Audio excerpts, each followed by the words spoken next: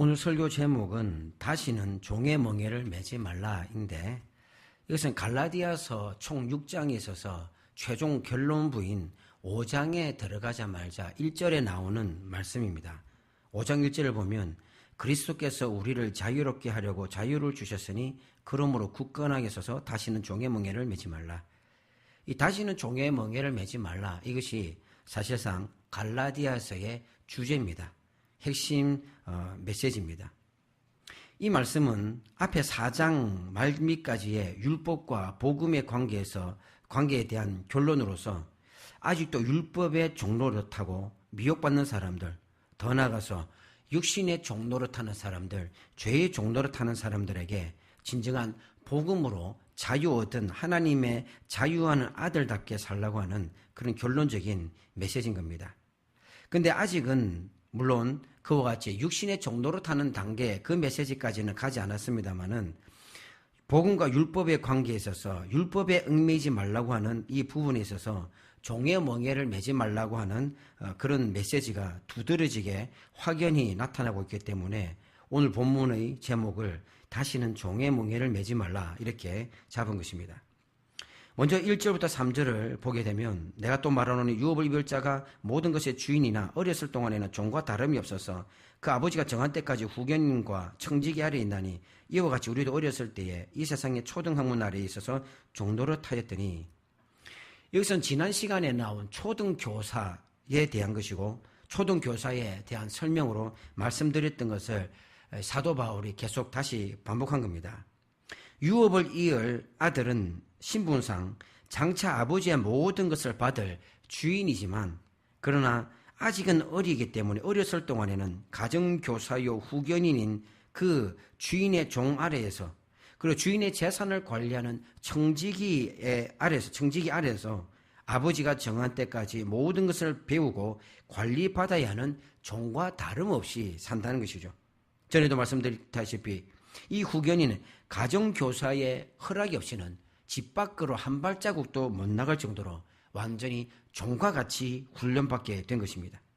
여전히 신부는 종이 아니라 아들이지만 종과 같이 살고, 그러나 정한 때가 되면은 자유하는 아들로서 더 이상 이 후견인들, 청지기들은 주인의 아들을 종 다루듯이 부리지 못하고 오히려 그들은 이 주인의 아들을 주인으로 모시고 그들은 물러가야 하는 것입니다.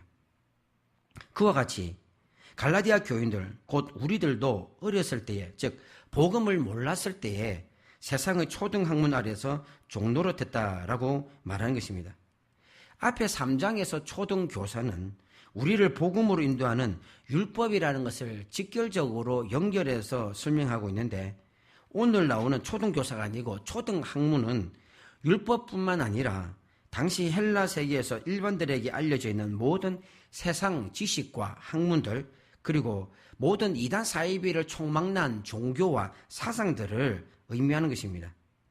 즉 갈라디아 교인들이 복음을 알고 예수님을 믿기 전에 그들이 알았던 세상의 모든 지식들, 종교, 사상들을 말하는 겁니다.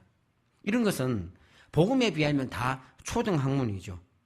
초등학교 졸업하면 진리를 알게 되면 다 버려야 하고 벗어나야 하는 것들입니다. 오늘날 초등학교에서 배우는 초등학문은 사실상 이 초등학문이 없이는 중학교, 고등학교 더 공부의 깊이를 더 갈 수 없는 기초적인 필수 학문을 의미하지만, 지금 바울이 말하는 것은 그런 오늘날 완전히 액면 그대로의 초등학문을 얘기하는 게 아니고 앞에서 계속 말씀하는 바와 같이 후견인, 청지기의 역할처럼 주인의 아들이 장성해서 때가 되면 완전히 신분이 뒤바뀌어져 가지고 그들이 다시 종노릇해서 그들은 완전히 해고되고 떠나듯이 하나님의 사람도 율법이나 세상 총등학문에서 벗어나서 복음을 알고 자유롭게 되고 하나님의 자녀가 되면 이 세상의 초등학문에서부터 완전히 자유하고 벗어나야 한다. 그것들을 버려야 한다는 것을 말하는 것입니다. 그래서 4절 이하의 말씀처럼 때가 참에 예수님이 오심으로 율법 아래 있는 자들을 속량하시고 자유케 하시고, 그래서 하나님을 아빠 아버지라 부르게 하셨다는 것입니다. 여자에게서 나게 하시고 율법 아래 나게 하셨다는 것은 결국 예수님을 성육신하게 하셨다라는 뜻이죠. 이 성육신을 통해서 육신을 가지고 살아가는 죄를 짊어진 모든 인간들의 그 죄를 대신해서 예수님이 십자가에 죽으심으로 율법의 정리를 실현하시고 그리고 우리의 죄의 대가를 다 갚으셨다는 것입니다. 그래서 이 예수님의 성육신과 십자가 죽음으로 인해서 우리 사람들은 더 이상 율법이 주는 정죄에 갇히지 않게 되는 것입니다. 예수님이 율법의 요구를 다 성취하셨기 때문입니다.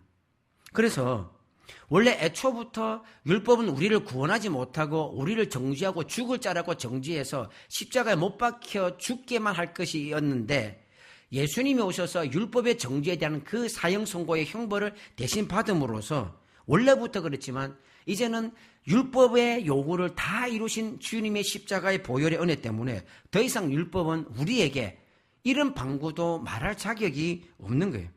더 이상 구원도 못 줄 뿐만 아니라 너 죄인이야, 넌 죽어야 되라고 말할 수 있는, 속박할 수 있는 그 티끌만한 권세도 없다는 것이죠. 이제 완전히 우리는 예수 그리스도를 믿음으로 말미암아 율법의 종노릇에서 완전히 벗어나고 자유하게 된 겁니다. 하나님의 기업을 이을 그런 상속자로 아들로 살게 되었다는 것이죠. 이것을 율법과 복음의 관계로 다시 설명하면 예수님께서 율법의 요구를 이루심으로 더 이상 율법은 우리를 정죄할 권한이 없기 때문이고 이것은 곧 처음부터 그랬듯이 율법은 우리를 구원하지 못한다. 오직 십자가만이 예수 그리스도의 복음만이 우리를 구원한다. 그러므로 더 이상 율법을 추구하지 말라. 구원에 있어서 율법을 추구하지 말라라는 것입니다. 특히 6절에서는 아들만 보내신 것이 아니라 아들의 영, 즉 성령을 보내셔서 하나님을 아빠 아버지라고 부르게 하셨다 말씀합니다. 즉 이제는 눈에 보이는 율법의 조문으로 우리 신분이나 정체성을 확인하는 것이 아니라 우리의 마음에 오신 성령께서 우리가 구원받은 하나님의 아들의 신분이라는 것을 보증하신다는 것이죠. 이것을 다른 성경에서 특히 에베소서 같은 경우 뭐라고 얘기합니까? 성령이 우리로 보증하시고 인치셨다. 도장을 찍으셨다. 그렇게 말씀하죠. 그리고 로마서 8장에도 보면 이렇게 말씀합니다. 너희는 다시 무서워하는 종의 영을 받지 아니하고 양자의 영을 받았으므로 우리가 아빠 아버지라고 부르시느니라. 성령이 친히 우리의 영과 더불어 우리가 하나님의 자녀인 것을 증언하시니 성령께서 우리로 하여금 하나님을 아빠 아버지라고 부를 수 있도록 하시면서 하나님의 자녀인 것을 보증하시고 증거하신다라는 것입니다. 그러니까 이제 복음으로 성령이 우리 안에 오신 이후로는 더 이상 우리의 신분은 종이 쪼가리, 신분증, 주민증 이런 걸로 말하는 것이 아닙니다. 율법의 조문, 할례 이런 걸로 눈에 보이는 어떤 표시로 자기 자신이 진정한 하나님의 자녀다라는 것을 드러내는 시대는 이제 갔습니다. 복음 시대는 그런 게 아니에요. 성령으로 증명하는 시대예요. 성령을 따라 살고 성령 따라 행하고 성령의 음성에 순종하는 성령을 따라 살아가는 우리의 삶으로 내가 하나님의 자녀라는 것을 증거하게 되는 거예요. 이것이 결국은 확장되면서 아직까지는 율법과의 관계에서만 얘기하지만 이것이 결국은 확장되면 뭡니까? 바로 성령으로 난 사람들이 살아야 할 성령의 삶, 성령의 열매, 바로 그것을 5장에서 말씀하고 있는 거예요. 예수님이 겟세마네 동산에서 기도하실 때 이렇게 하셨죠. 아빠 아버지여 아버지께는 모든 것이 가능하오니 이 잔을 내게서 옮기시옵소서. 예수님이 아빠 아버지라고 하나님을 친근하게 부르셨어요. 근데 이거를 바울이 로마서와 더불어서 이 갈라디아서에서도 우리도 동일하게 하나님을 아빠 아버지라고 하나님을 부를 수 있다라고 말해주는 것은 굉장히 파격적이고 충격적인 일입니다. 하나님의 아들이신 예수님을 아빠라고 부를 수는 있지만 우리가 죄인된 우리가 서로 우리가 죄사함을 받았다 손치더라도 하나님을 아빠 아버지라고 부를 수 있겠냐라고는 일말의 의구심이 생길 수 있을 정도인데 그런데 분명히 복음은 우리를 하나님을 아빠 아버지라고 부를 수 있는 자녀라고 증거하고 있다는 것입니다. 놀라운 얘기죠. 예수님이 하나님을 아빠 아버지라고 부르는데 우리도 아빠 아버지라고 부를 수 있다는 것. 이 대단한 은혜입니다. 엄청난 충격적인 일입니다. 아시다시피 여기서 아빠라고 하는 것은 한글로 지금 아빠라고 하는 것은 역시 한글로 번역했기 때문이죠. 근데 본래는 여기 이 부분은 아람어입니다. 아람은 여러분도 성경에서 구약 성경에서도 종종 나오죠. 나만 장군도 아람 사람이고 아람의 베나닷 뭐 이래 등등 나오죠. 현대 시리아 지역을 말하면 시리아를 포함한 그 주변 지역을 말합니다. 옛날에는 이 고대 근동에서는 이 시리아의 수도인 다마스커스, 다메섹이 이 동서남북의 교통의 중심지, 무역의 중심지가 되었기 때문에 이때는 레바논을 포함해서 이 시리아 전체 지역, 옆으로는 레바논이지만 이 전체 해상 무역, 지중해, 또 그다음에 실크로드를 따라가서 등등 그리고 유럽 실크로드 따라서 동쪽, 그다음에 유럽 쪽 이렇게 연결되는 지역이 있기 때문에 이 시리아 사람들이 사용했던 아람어가 널리 그 고대 근동 지방에 멀리 퍼졌습니다. 그러다가 바사 제국, 페르시아 제국이 세계를 제패한 기원전 6세기경부터 이 페르시아 제국이 가장 강활한 제국을 건설했는데 이 자기 제국을 다스리기 위한 공용어를 생각해 보니까 자기 제국의 파사 제국의 언어로는 공용어로 여러 가지 좀 흠이 많아요. 이 흠이 많아서 결국 그 당시에 고대 근동의 메소포타미아 지역하고 이런 데까지 팔레스틴 그리고 이집트까지 그 아람어가 공용어화되고 있었거든요. 그러니까 이 아람어의 그를 가지고 공용어로 만들어 버리게 된 것이죠. 근데 똑같이 팔레스틴 지역의 주류 세력이었던 히브리 사람들의 히브리어는 바벨론 포로로 인해서 사로잡혀감으로써 히브리어가 죽게 됩니다. 그래서 사실 성경에 있는 히브리어는 사어입니다. 죽은 사어입니다. 지금은 이스라엘 감이 하는 것은 현대 히브리어입니다. 이 고대 사어입니다. 성경의 히브리어는. 그러니까 히브리어도 죽었어요. 그러니까 명실상부하게 그래도 팔레스틴 지역에 유대 혈통으로 살아가는 유대인들은 자기 나라만 이렇게 히브리도 쓰지만 공용어는 아람어예요. 그러니까 유대인들은 아람어도 쓰고 히브리도 써요. 근데 대외적으로 사람들하고 만나는 일상 용어는 아람어예요.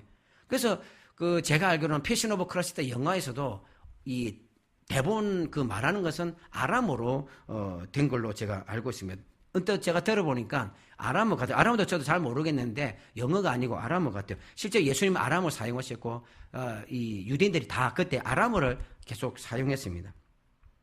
그래서 이 갈라디아서 이거 여기 아빠 아버지라 부를 수 있게 되냐? 아빠 아버지라고는 헬라 이 성경이 신약 성경이니까 쓰이기를 어떻게 되냐면 아빠 파테르 이렇게 되어 있어요. 아빠라고 됐고 아빠는 아람어를 그대로 차용한 거고 파테르는 헬라어로 그 아버지 father 아버지 아빠라는 얘기죠. 근데 아빠를 쓴 거죠. 아빠는 아람어죠. 말 그대로 아빠 우리나라 말 아빠하고 똑같습니다. 놀랍게도 발음이 똑같아요. 영어로 표기하면 아람어 이 아빠를 ABBA 아빠 이렇게 되는데 연음으로 발음하면 아빠죠. 근데 뜻이 우리나라 말 아빠하고 똑같은 뜻이에요. 그러니까 발음도 똑같고 뜻이 똑같아요. 글자만 다를 뿐이지.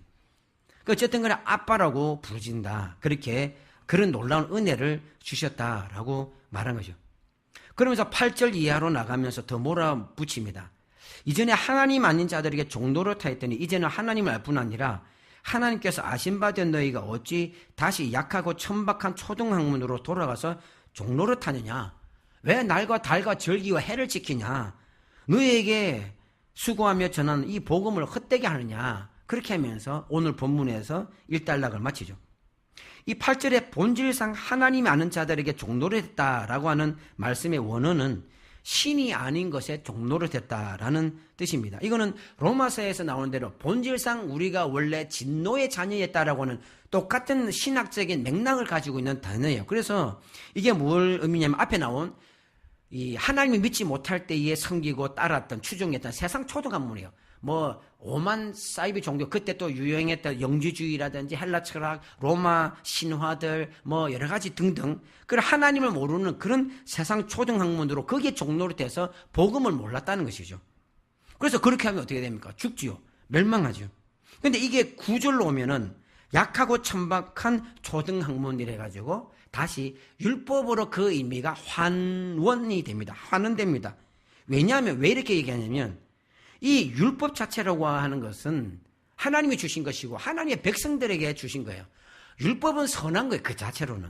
선한 거 하나님이 주신 거예요. 그러니까 본질상 진노의 자녀들이 받을 수 있는 것은 율법이 아니에요. 그런데 하나님이 본질상 하나님이 아는 자들에게 종노릇했다라고 하면서 이게 나중에 율법으로 대체되는 것은 본질상 진노의 자녀들이 쫓아갔던 세상 학문처럼 사탄이 이 율법을 가지고 세상 초등 학문으로 쫓아가다가는 지옥 멸망당하니까 율법처럼 율법을 뒤틀어가지고 왜곡시켜가지고 갈라디아 교인들 같이 구원으로부터 떨어져 나가서 멸망시키는 데 사용되고 있기 때문에 세상 초등만 학문이라는 것 개념하고 계속 이렇게 번갈아서 이 교조적으로 사용하고 있는 거예요.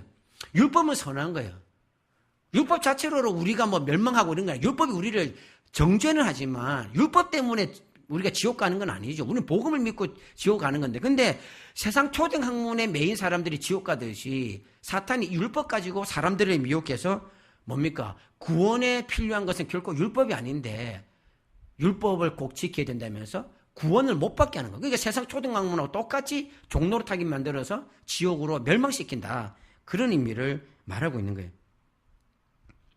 율법주의 그리고 반대로 율법 폐기론, 가장 대표적인 율법의 종노릇하는 사상이죠. 둘 다 사탄이 율법 가지고 사람들을 미혹하고 장난친 결과예요.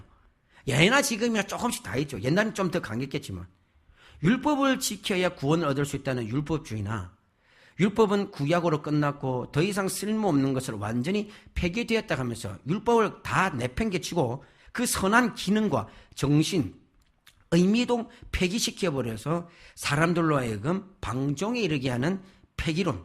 이 둘 다 사람들로 하여금 율법 가지고 혼미시켜가지고 이 정신을 혼미하게 해가지고 복음으로 서야 되는데 율법 갖고 혼미하게 해가지고 종노릇하게 하는 사탄의 전략인 겁니다. 그러니까 전에 말씀드린 바와 같이 캐나다 왕립경찰, 기마경찰들이 위조 집회를 파악하기 위해서 실제로 진짜 집회를 그래 지문이 닳도록 본다는 것처럼 복음만 바로 알면은 율법 가지고 사탄이 아무리 들이대도 헷갈릴 거 없는데 복음은 모르고 복음은 제쳐두고 자꾸 율법 갖고 논쟁이 휘말리니까 율법주의가 되든지 율법 폐기론이 되는 거예요.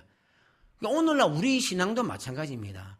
성경을 제대로 보고 진리로 살아야지 뭐 세상 학문의 지식이나 뭐 엉뚱한 거 갖고 자꾸 이걸 갖고 자꾸 이렇게 견문을 넓힌다고 자꾸 이렇게 보면 복음은 모르고 액면 진리는 모르는데 세상 지식 갖고 이 뭐 진리는 바로 서지 않는데 세상 지식 갖고 자꾸 우리 머리를 채우니까 헷갈리는 거예요.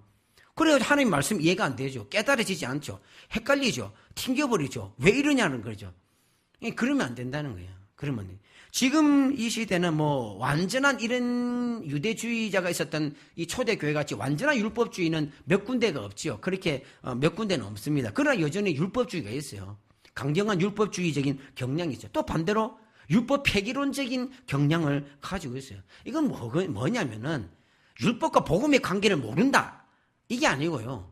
엄밀히 말해서 복음을 몰라서 그냥 복음을. 그리스도의 십자가가 주는 이 복음을 몰라서 율법 갖고 율법주의로 기울든지 폐기론으로 기울든지 이런 안타까운 현상이 일어나는 거예요. 이게 사탄이 사람들 가지고 노는 거예요. 율법을. 가짜 갖고 초등학문 갖고 자꾸 가지고 노는 거예요. 여러분 이런 것에 속으면 안 됩니다. 모르면 성경을 봐야 됩니다. 복음을 봐야 돼요. 자꾸 딴 얘기 다른 사람 얘기 막 이상한 얘기 책만 자꾸 봐서는 안 돼요. 성경부터 보고요. 성경부터 제대로 알면은 흔들리지 않죠. 배우고 확신한 일에 설 수가 있다는 것이죠. 근데 아직까지 율법 폐기론을 지금 바울은 얘기하는 게 아니고 구원에 필요한 것에 있어서 율법이 필요하다고 하는 유대주의자들, 율법주의자들을 얘기하니까 바울은 이걸 경계하면서 더불어서 연결된 날과 달과 해와 절기를 지키는 갈라디아 교인들의 이 헛수고 헛된 신앙을 지탄하고 있죠. 10절 이하에 너희가 날과 달과 절기와 해를 삼가 지키니 내가 너희를 위하여 수고한 것이 헛될까 두려워하노라. 이 갈라디아 교인들, 교회에 가만히 들어온 거짓 선지자들 때문에 율법에 미혹되죠. 율법이 있어야 구원받는다 미혹되죠. 그래서 뜨끔해가지고 다시 율법책을 보는 거예요. 다시 모세가 쓴 율법책을 옛날 율법책을 보는 거예요. 그러면서 뭡니까? 율법책에 엄청나게 의식이 많죠. 이 의식법이 많죠. 그 중에 대표적인 것이 제사법이고 제사가 핵심으로 들어가 있는 게 뭡니까? 다양한 절기들이죠. 월삭부터 해가지고 뭐 모든 이상한 절기들 아닙니까?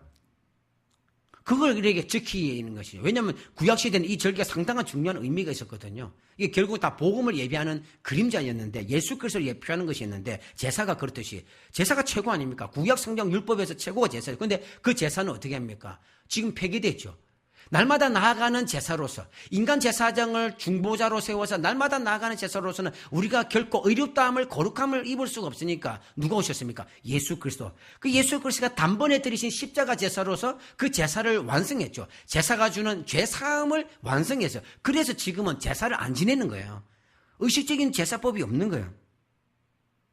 근데 이 사람들이 이 제사가 핵심되어 있는 이 절기를 지키는 거죠. 이 절기, 3대 절기도 마찬가지. 이 모든 것이 예수님을 예표하고 복음을 예표하는데 그걸 지키기 시작하는 것이죠. 지킨다고 죄는 아닙니다. 그러나 복음으로 완성된 율법들, 복음 때문에 초등교사로서 이제 할 일이 다 끝난 율법들을 다시 들고 와서 거기에 또 종노릇하는 거예요. 지켜야 된다, 말아야 된다, 잘 지켜야 된다. 왜 이렇게 지키냐? 종노릇하는 거예요. 복음으로 지금 절기는 없어졌는데, 제사가 없어졌는데 왜 그것 가지고 자기의 삶과 신앙을 또 저울질하고 잣대를 대면서 복음으로 살지 못하고 절기로 자기의 삶을 좌지우지하고 평가하고 그렇게 하니? 종노릇하는 것이죠.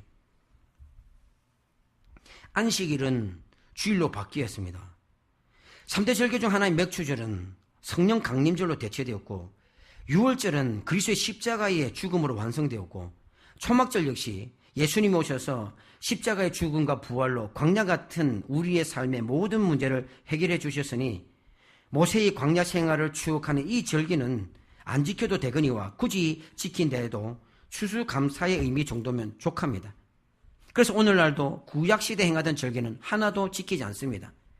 우리 신앙을 고양시키기 위해서 우리나라에서만, 그것도 날짜가 전혀 다른 맥추절을 지키고 있는 것이고 우리 신앙을 고양시키기 위해서 성경이 아닌 미국의 추수감사절을 가지고 와서 성경이 없는 전혀 다른 날짜를 가지고 지키고 있는 것뿐이에요. 지금 구약 성경 절기는 전혀 없습니다. 지키지 않아요. 그래서 바울 서신서나 심지어 예수님의 사복음서에도 예수님도 바울도 절기를 지키라고 언급하신 적은, 직접 언급하신 적은 하나도 없어요. 그때 당시 아직 유대 근원에 있으니까 사람들은 절기를 지키고 있지만 주님이나 바울은 절기를 지키라, 어떻게 하라, 절대 그런 언급이 없다는 거죠. 오히려 예수님께서는 안식일에 병자들을 고치시는 노동을 하셨을 뿐만 아니라 죄인들과도 어울려 먹고 마시며 교제하셨습니다. 하나님 나라를 위해서 복음 안에서 안식일의 의미를 다시 재정립해 주신 것입니다. 진정한 안식일이 무엇인지, 어떻게 지켜야 안식일을 제대로 지키는 것인지 보여주신 것입니다. 더 나아가서 복음의 빛 아래에서 절기를 비롯한 율법들을 지키는 것이 어떤 의미인지를 가르쳐 주신 것입니다. 그야말로 바울이 말했듯이 먹든지 마시든지 주를 위해서 하는 것이죠. 먹든지 마시든지 주를 위해서 하는 안식일, 영혼 섬기고 살리고 섬기는 거룩한 노동, 육신의 쾌락이 아니라 예수 안에서 성도들과 함께 혹은 죄인들을 구원하는 거룩한 영적인 방법으로 영적인 교제를 나누는 것이 안식일이요 절기 지키는 율법의 정신이요 신앙이라는 것입니다. 그리스도인의 삶, 크리스찬의 삶은 하나님의 자녀의 삶입니다. 그리스도인이란 말은 또 다른 의미에서 하나님의 아들, 딸, 자녀의 삶이죠. 주인의 유업을 받은 자유하는 삶입니다. 아들의 삶입니다. 그럼에도 우리는 하나님을 섬겨야 하는 종입니다. 철저히 하나님께 구속되었고 소유가 된 종입니다. 하지만 이것은 세상이나 율법이 말하는 종의 개념이 아니라 자유하는 아들로서 기꺼이 하나님의 소유가 되는 것을 가장 영광스러운 축복이요 즐거움으로 여기는 종인 것입니다.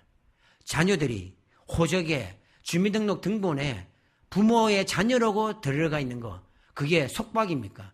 구속입니까? 오히려 우리를 보호하는 것이죠. 자녀를 보호하는 것 아닙니까? 은혜요, 축복 아닙니까? 그 부모의 그 호적 등본 때문에 부모의 유산을 이어갈 수 있지 않습니까? 그걸 누가 구속이라고 얘기합니까? 바로 그와 같이 우리가 하나님의 소유되고 구속함 받았고 속량받았고 하나님의 종으로서, 그러나 자유하는 아들로서 살아가는 것이죠. 그래서 우리가 하나님을 사랑하고 섬기는 것입니다. 마땅히 드려야 할 것을 드리는 것입니다. 마땅히 드려야 할 예배, 마땅히 드려야 할 우리의 물질과 정성과 땀과 헌신과 시간들을 드리는 것뿐이에요. 이게 우리의 신앙인 것입니다. 그러기에 결코 여기에는 어떤 율법이나 율법의 정신도 개입할 여지가 없습니다. 뭔가 율법적으로 조금 더 잘하고 조금 더 점수를 따면 내 구원이 더 안정적이거나 하나님이 주실 축복이 더 많아질 것 같아서 율법을 행하는 삶을 살아갈 그런 여지가 전혀 없다는 것이죠. 우리는 오직 예수 그리스도가 나를 위해서 흘리신 십자가의 피, 그 피의 은혜를 믿는 믿음으로 우리의 삶을, 우리의 모든 인생을 온전히 그리스도께 자원하는 마음으로, 기뻐하는 마음으로 드리는 거예요. 우리를 향한 성경의 책망은 왜 우리가 우리를 위해서 십자가에서 죽으신 또는 그 아들을 죽게 하신 하나님의 은혜 앞에서 마땅하고 올바른 삶을 살지 못하느냐이지 율법으로 정죄하고 있는 것이 아니라는 거예요. 성경이 66권 전체가 우리에게 책망하고 질타하는 그 모든 메시지들은 구원받을 하나님의 자녀로서 왜 하나님의 은혜를 잃어버리고 감사를 잃어버리고 있느냐? 왜 하나님의 은혜를 너희 가운데서 잃어버려가지고 그렇게 죄의 종로로 타며 살아가냐? 혹은 율법의 종로 타며 살아가느냐? 이것을 책망하는 것이지 율법으로 왜 거룩하게 살지 못하냐? 이 의미가 아닌 거예요. 율법의 종문으로 책망하는 것이 아니라 복음으로, 복음 앞에서 복음 받은 사람답게 살지 못하는 것을 안타까워하며 책망하는 것이죠. 예수 그리스도께서 십자가에 못 박히신 것이 너희 눈앞에 밝게 보이거늘 누가 너희를 깨어 죄를 짓게 하더냐. 주님이 십자가에 못 박히신 것이 우리의 영안으로 흔히 우리 눈에 밝게 보이는데 누가 너희를 깨워서 죄 짓게 하느냐 이거죠. 왜 너희들에게는 그리스도의 흔적이 없냐는 거죠. 왜 십자가에 달려 죽으신 피 흘리신 주님의 피가 없냐는 것이죠. 왜 너희들 눈에는 십자가가 안 보이냐는 거죠. 그 십자가 때문에 하나님의 자녀가 되었는데. 그렇기 때문에 하나님은 지금도 저와 여러분이 늘 크고 작은 매번 그런 삶 가운데 크고 작은 죄를 짓고 넘어지지만 그때마다 율법의 잣대로 우리를 심판하지 않는 거예요. 구약처럼 율법의 잣대로 우리를 매번 심판대에 세우시면 저와 여러분이 하루라도 살겠습니까? 죽지요. 그리스도의 십자가로 아들의 영을 주셨고 율법의 속박과 정죄에서 벗어나게 해주신 하나님의 은혜 때문에 우리 그 은혜로 살기 때문에 주님은 지금도 하나님은 지금도 우리에게 아들로서 살라. 아들로서 살라. 그걸 얘기하고 있는 거예요. 그리스도인으로 살라. 그래서 복음에 합당하게 살라. 그렇게 애원하고 계시는 겁니다. 전지전능하신 하나님이 죄로 말미암아 죽을 수밖에 없는 쓰레기 같은 우리를 그분의 자녀로 삼아주셔서 율법의 정죄에서 벗어나게 하고 죄와 사망 가운데서도 벗어나게 하고 하나님의 자녀가 되어서 하나님을 섬기되 사랑으로 자유롭게 기뻐하는 마음으로 그렇게 섬기게 하시니 얼마나 놀라운 은혜고 또 사랑입니까?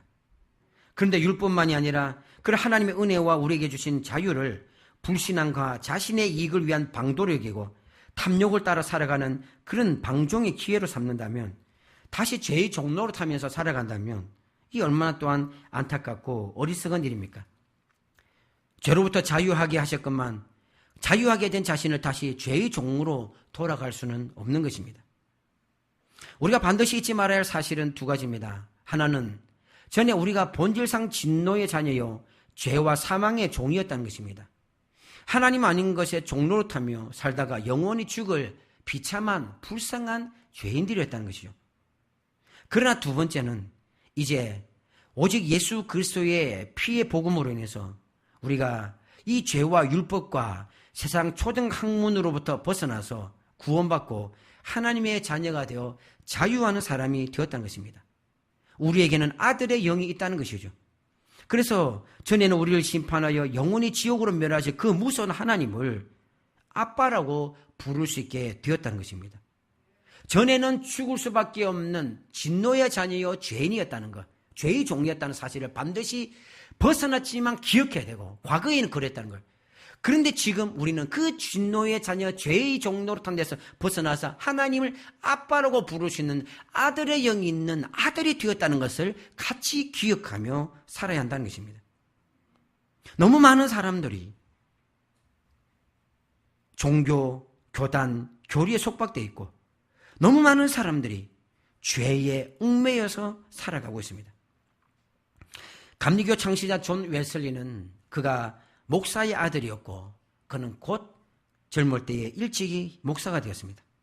정통적인 기독교 신앙을 가지고 있었고 건강한 종교 생활과 흠이 없는 도덕적인 삶을 엄청나게 추구하며 살았습니다. 동생이 먼저 속해 있었던 옥스퍼드 대학의 홀리클럽에도 들어가서 경건에 힘썼습니다. 자신과 친구들은 옥스퍼드 감옥과 소년원에 있는 수감자들을 방문했고 빈민가 아이들을 위해서 음식과 의복, 교육을 제공해주는 봉사에도 열심을 내었습니다. 수시로 금식하고 기도했습니다. 그러나 웨슬리의 마음은 늘 불편했고 성경이 말씀하는 진정한 평안과 기쁨을 누리지 못했습니다. 그러다 어느 날 회심하고 깨닫게 됐습니다. 예수님을 전인격적으로 믿게 된 거죠. 그때 자신은 예수 그리스도를 믿는 것이 아니라 자신의 신앙과 경건생활, 즉 종교적인 삶을 믿어왔음을 깨닫게 된 것입니다. 그래서 자신의 그것이 신앙이고 자신은 경건한 목사라고 생각했던 것입니다. 복음을 깨달은 후에 그는 구원을 위해서 그리스도만을 믿게 되었다라고 고백했으며 자신의 죄가 제거되었음을 확신했습니다. 자신의 회심을 돌아보며 이렇게 썼습니다. 나는 당시까지도 아들의 믿음이 아니라 종의 믿음을 가지고 있었다. 기독교는 종의 종교가 아니라 아들의 종교, 아들로서 하나님을 사랑하고 믿고 섬기고 모시는 자유롭게 그분과 친밀한 교제를 나누는 복음인 것입니다. 어메이징 그레이스, 나 같은 죄인 살리신이라고 하는 찬송가의 작시자 존 뉴턴은 외아들로 태어났는데 7살 때 어머니를 여의면서 그의 인격도 매우 왜곡되기 시작했습니다. 가사도 기울어지고 환경도 열악하니까 인격도 왜곡됩니다. 방황했습니다. 배를 타면서 원래 배 타는 사람들이 그랬듯이 더더욱 타락하게 됩니다. 급기야 가장 잔혹한 일 중에 하나인 노예 무역에 관여하게 됩니다. 그러다가 어느 날 1748년 3월 10일에 자신이 탔던 무역선이 무시무시한 폭풍으로 가라앉을 위기에 처하자 하나님께 살려달라고 간구합니다. 그리고 하나님의 은혜로 살아났습니다.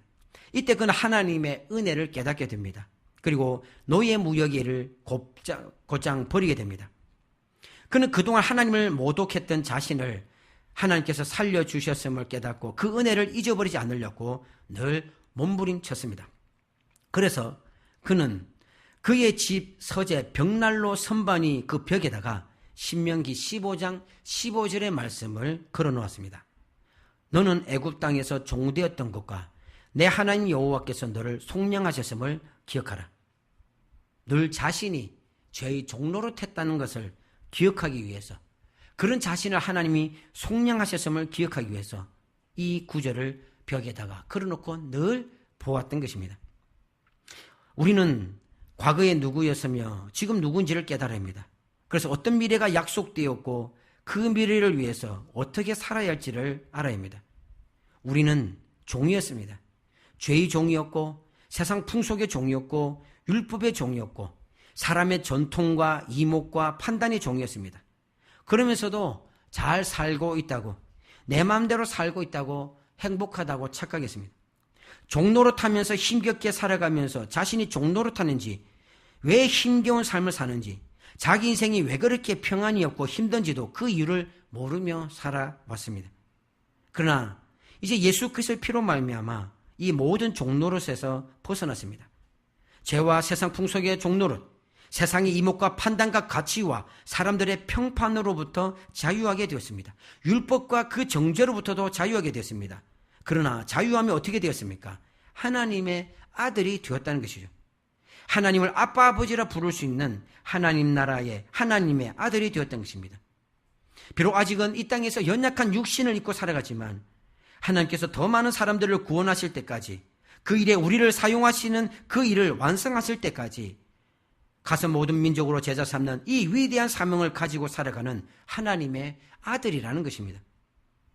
십자가 보혈로 나를 구원하시고 하나님의 아들로 삼아주신 이 하나님의 은혜와 예수님의 그 희생의 사랑에 감사하며 나에게 주어진 이 짧은 인생을 육신으로 살아가는 것이 아니라 예수 그리스도를 믿는 믿음으로 살아가는 것입니다. 죄와 세상과 환경과 모든 세상의 초등 학문으로부터 벗어나서 하나님의 아들로 살아가는 자유가 우리에게 주어졌는데 과연 저와 여러분은 이 복음이 주는 자유, 이 복음의 권세, 복음의 능력을 누리면서 살아가고 있는가 하는 것입니다. 여전히 죄에 속박되어지고 종노릇하고 세상 사람들의 평판과 그들이 세워놓은 행복의 기준과 잣대로 자신이 종노릇하며 살고 있지는 않은지, 그러면서도 하나님이 주시는 기쁨과 은혜는 모르면서 두절되고 단절된 삶을 살아가고 있지는 않은지, 그러면서도 하나님 앞에 기도 응답은 없고 평안이 없다라고, 예수 믿어도 별 소용이 없다라고 원망 불평하는 불신앙의 삶을 살아가고 있지 않은지 우리 자신을 돌아봐야 합니다. 진정으로 하나님께서 우리에게 주신 이 하나님의 아들이라고 하는 이 복음의 은혜를 우리는 깨달아야 합니다. 우리는 하나님의 유업을 받을 아들이요 자녀입니다. 지금 우리의 삶은 종의 삶이 결코 아닙니다. 아들이기에 마땅히 하나님 은혜에 감사하며 하나님을 섬기고 아버지를 공경하는 자녀같이 아버지 하나님을 공경하는 거예요. 그것이 순종하는 삶으로 나아가고, 이것은 곧 우리의 자원하고 기뻐하는 마음, 아버지 하나님을 사랑하는 마음으로 나타나는 것입니다. 과거에는 종이었으나 그리스도의 십자가의 권세로 이제 자유하는 하나님의 자녀가 되었음을 다시 한번 확신하고 하나님의 자녀로서, 그리고 예수 그리스도를 믿는 믿음으로 이 세상에서 승리하며 살아가기를 주님의 이름으로 축원합니다. 기도하겠습니다. 하나님 아버지, 비록 바울 시대의 유대주의자들만큼은 그렇지 않을지라도 오늘 많은 크리스찬들이 여전히 율법주의의 경향을 가지고 살아갑니다. 사람이 정한 율법과 도덕과 판단과 기준과 평판과 규칙들의 종노릇하며 살아갑니다.